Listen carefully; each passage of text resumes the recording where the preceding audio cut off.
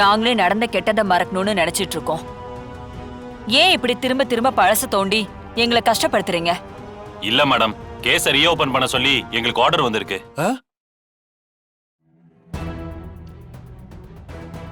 இந்தாங்க. சரிங்க மேடம், கிளம்புறேன்.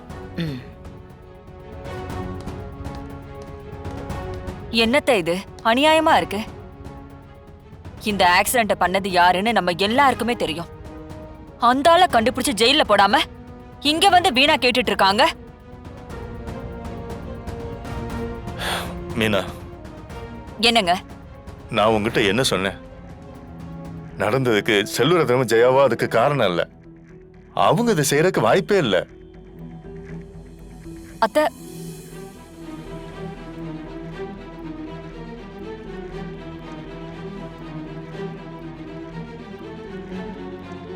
இங்க பாருங்க, உங்களுக்கு நடந்தது எல்லாம் மறந்துருச்சு.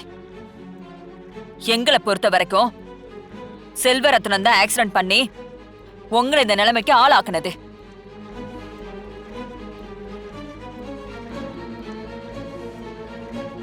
அந்த ஆள் இந்த வீட்டு பொண்ண கல்யாணம் பண்ணது மட்டும் இல்லாம இந்த வீட்டோட சொத்தையும் எழுதி வாங்கணும்னு பேராசைங்க. அதுக்கு போட்ட பிளான் தான் இதெல்லாம். அந்த ஆளோட சுயரூபம் தெரிஞ்சதுனால இப்ப வரைக்கும் ஒதுக்கி வச்சிருக்கோம். நீங்க திரும்ப திரும்ப அவங்கள பத்தி பேசாதீங்க. இந்த குடும்பத்துல இருக்கிற யாராலையும் அவங்கள ஏத்துக்க முடியாது. வெண்பா, நான் ஒன்னு சொன்ன செய்வியா? சொல்லுங்கப்பா, செய்றேன். இனிமே நீ எந்த முடிவு எடுத்தாலும் அப்பா கிட்ட கேட்டுட்டு எடு. தயவு செஞ்சு உன்னை கெஞ்சி கேட்டுக்கிறேன். அவங்க மாட்டுறதுக்காக கேஸ கொடுத்தா நீங்க ஏன்பா இப்படி பதறிட்டு இருக்கீங்க? சரிப்பா, இப்ப நீங்க ஏதோ அப்செட்ல இருக்கீங்க. என்னப்பா, மாமா எந்திரிச்சிட்டாங்கன்னு கவலைப்பட்டு இருக்கீங்களா? அதெல்லாம் பாத்துக்கலாம். ம் ம். ம். இவ பாட்டுக்கு ஏதாவது பண்ண போய் நம்மள மாட்டி விட்டுருவா போல.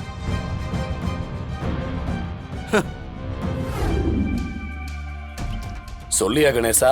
அண்ணே, இந்த வீட்ல என்ன நடக்குது தெரியுமா? என்னையா? என் மச்சான், அதான் மீனா புருஷன், கோமால இருந்து எழுந்துட்டானே. என்னையா சொல்ற? அது மட்டும் இல்ல, போலீஸ் திரும்பவும் கேஸ ஓபன் பண்ணி விசாரிக்க ஆரம்பிச்சிட்டாங்கண்ணே. நீங்களும் நானும் சேர்ந்துதான் ஆக்சிடென்ட் பண்ணோன்னு ஏதாவது ஒரு வகையில தெரிஞ்சிச்சு நாம 2 பேரும் மொத்தமா மாட்டிப்போனே. உன் மச்சானுக்கு எதுவும் ஞாபகம் இல்லையா? நல்ல வேலை, அவன் எல்லாத்தையும் மறந்துட்டான். ஓ, அவனுக்கு மறுபடியும் ஞாபகம் வந்தாலும் மொத்தமா மாட்டிப்போம். அண்ணே, ஏதாச்சும் ஒண்ணு பண்ணுனே. ம், சரி சரி, நீ போனை வையே, நான் பாத்துக்கிறேன். நம்ம பிரகாஷ் தம்பிக்கு நீங்க எவ்வளவு வைத்தியம் பார்த்திருப்பீங்க? எந்த ஊர்ல இருந்தெல்லாம் டாக்டருங்களை வர வச்சீங்க? எவ்வளவு மருந்து மாத்திரை வாங்கி கொடுத்திருப்பீங்க?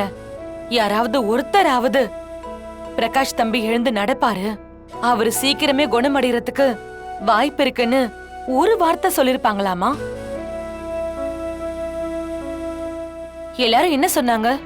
பார்க்கலாம், நடந்தாலும் நடக்கலாம், இன்னும் 10 வருஷம் இப்படியே கோமா ஸ்டேஜ்லயும் இருக்கலாம், இப்படி நெகட்டிவா தானமா எல்லாரும் பேசினாங்க.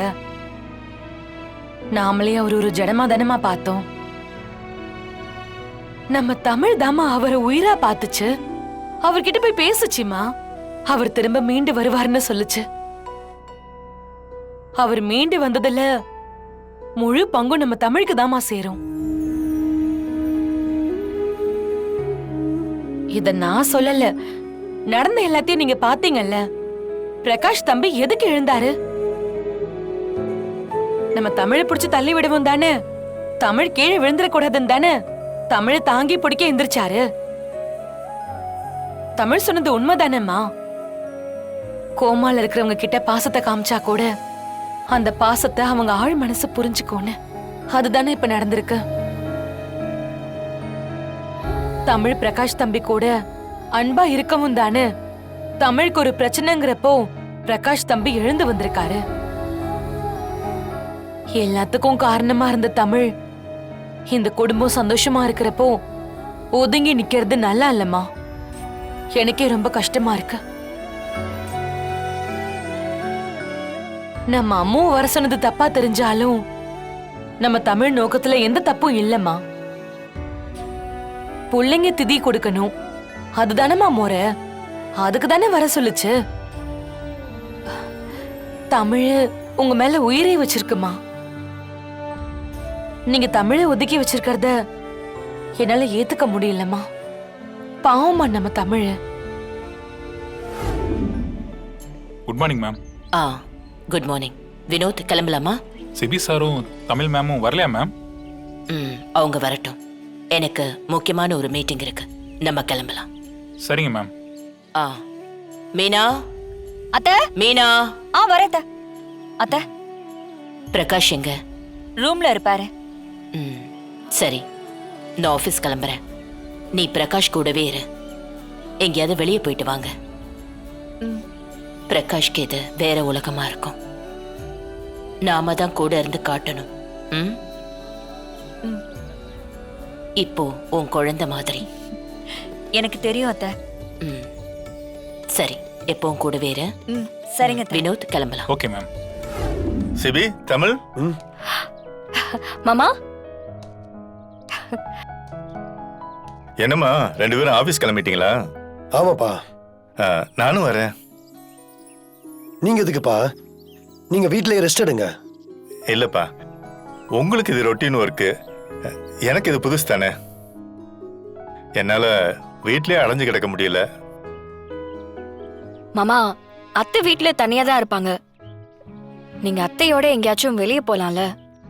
ஈவினிங் கூட்டிட்டு போறேம்மா. சரி, நீங்க சீக்கிரம் வாங்க. ஆபீஸ் எப்படி மாறி இருக்குன்னு தெரியல, எல்லாத்தையும் பார்க்க ஆர்வமா இருக்கு. வாங்க.